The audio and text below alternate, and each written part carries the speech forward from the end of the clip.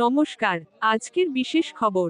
রাজারহাট নিউটাউনের বিধায়ক তাপস চট্টোপাধ্যায় উদ্যোগে রাজারহাট থানার নিকটে রাজারহাট হাজরাতলা বৈদ্যুতিক চুল্লি নির্মাণের শিলান্যাস অনুষ্ঠিত হল।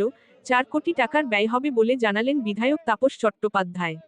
রাজারহাট মানুষের চাহিদার ছিল বলে জানান তাপস চট্টোপাধ্যায়। শিলান্যাস করলেন ইসকন মন্দিরের ভাইস প্রেসিডেন্ট প্রভু রাধারমন দাস। উপস্থিত ছিলেন খাদ্যমন্ত্রী রথীন ঘোষ, বিধাননগর পৌর নিগমের মেয়র পরিষদ সদস্য রহিমা বিবি মণ্ডল। আজকে যখন এইখানকার বিধায়ক এই উদ্যোগ নিয়ে বৈদ্যুতিক চুল্লি করবার যে প্রস্তুতি নিয়েছে, আমি ধন্যবাদ জানাবো। আমি কয়েকদিন আগে নরেন্দ্রনগরে এসেছিলাম, সেখানে মায়ের বিসর্জনের জন্য একটা ঘাট তৈরি হয়েছে। আর আজকে এখানে প্রবীর কর আমাদের দীর্ঘদিনের সাথী, আজকে নয় ইনসিপেশন থেকে খুব স্বাভাবিকভাবে তারা সবাই মিলে এই যে উদ্যোগ নিয়েছে। আমাদের বাংলার মাননীয় মুখ্যমন্ত্রী জন্ম থেকে মৃত্যু অবধি সবসময় সাথে থাকে, কিন্তু এই যে বৈদ্যুতিক চুল্লি হলে অনেকগুলো সুবিধা আছে। প্রথম কথা, আপনারা জানেন যে কাঠের যে বিষয়টা আছে, এটা দিন দিন ফরেস্ট পার্সেন্টেজ কমার জন্য আমাদের আধুনিকীকরণের কথা ভাবতে হচ্ছে।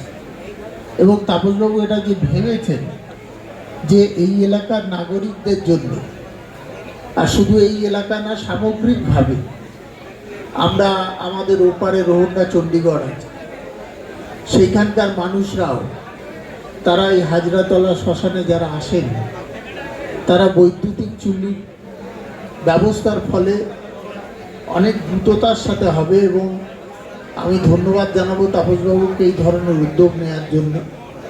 অর্থ নিয়ে এটাকে করছি। এটা আমাদের অনেকদিনকার উদ্যোগ। কাস্টি বোর্ডটা আমরা রেগুলারাইজ করতে একটা শ্মশান চলতো এখানে, এমনি এতে কাঠে করা হয়।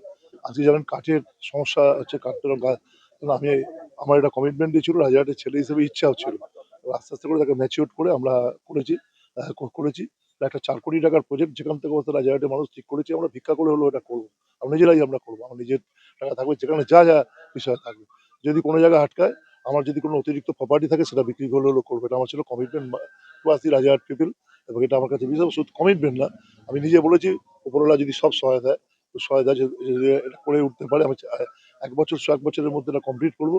এবং আমি আমার মেয়ের কাছে বলেছি যে আমার মৃত্যুর পর আমার দেহ যেন এখানে করা। আমি রাজারহাট মানুষ আমাকে অনেক কিছু দিয়েছে, আমার যেন দেহ এখানেই যেন বিষয় করে, তুমি আমাকে নিমতলা বা বড়নগরে নিয়ে যাবেন, মানে এখানেই যেন বিষয়টা করা হবে। আমার সহকর্মী তাদেরকে আমি বলে রাখবো যে আমার মৃত্যুর পর যেন আমাকে এখানেই সাহিত্য থাকে বিষয়। আমার শুধু তাই না, আমি এখানে এরপর এই খাল নিয়েও এই দেখেছেন ভেতরে রাস্তাগুলো ভালো করেছে, এইগুলো আমরা করবো। এখানে একটা মানে বিসর্জন ঘাট আছে, সেটাকে আমি আধুনিকীকরণ করবো। আমার এমএলএর টাকা প্লাস এই প্রজেক্টের মধ্যে ধরুন আমি শুনলাম 4 কোটি টাকা, 4 কোটি টাকা ধরে নেবো, আমি 4.5 কোটি 5 কোটি টাকা তুলতে হবে ধরে নিয়ে ওইটা বিসর্জন ঘাটটা এই অঞ্চলে নাকি রাজারহাটের সব মানুষ বিসর্জন দেয়। এবং আমাদেরও যে এখানে যে মানুষ সৎ কাজ করবে তারা গিয়ে ওখানে, এরও একটা ভালো পরিকল্পনা আমি ইঞ্জিনিয়ার নিয়ে নেব নির্বাচনের পর। আর এটা আমাদের কাজ শুরু হয়েছে শিলান্যাসের মধ্যে দিয়ে আমরা এখনো অব্দি আমরা রাজারবাসীর চাহিদা ছিল, আমাদের নিজেদের ছিল। আমি মনে করি এরকম ভাবে গর্ববোধ করে রাজারহাটে কি নেই, রাজারহাটে কলেজ আছে, রাজারহাটে হাসপাতাল আছে, আরো আধুনিকীকরণ মানে করতে হবে। রাজারহাট থেকে ছেলেমেয়েরা ফার্স্ট হয়, রাজারহাটে কি নেই, রাজারহাটকে এই জায়গাটা নিয়ে যেতে হবে। রাজারহাটে ভালো ভালো কবরস্থান আছে, রাজারহাটে ভালো কবরস্থান আছে। এবং শুধু তাই না, আরেকটা আমার ইচ্ছে আছে, নারায়ণপুরে আমাদের একটা বড় কবরস্থান আছে, আর একটা কবরস্থান আমরা কিনছি, ওখানে কবর দিতে গিয়ে প্রবলেম হয়ে যাচ্ছে। আমরা চেষ্টা করবো একই সঙ্গে কমপ্লিট করে সকালে কবরস্থান, রাত্রিরে শ্মশান উদ্বোধন।